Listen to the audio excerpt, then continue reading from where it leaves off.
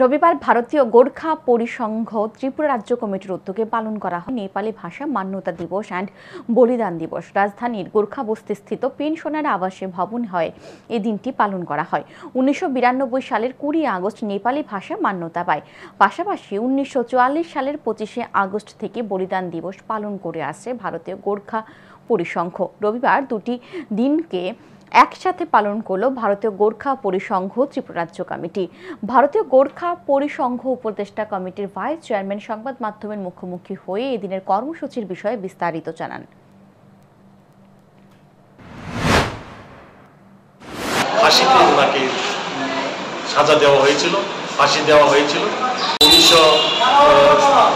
25 August 1944 সালে Bharat British সরকার দ্বারা ওনাকে স্বাধীনতা আন্দোলনের শহীদ হিসাবে আমরা বলিদান হিসাবে প্রতিপালন করে আসছি।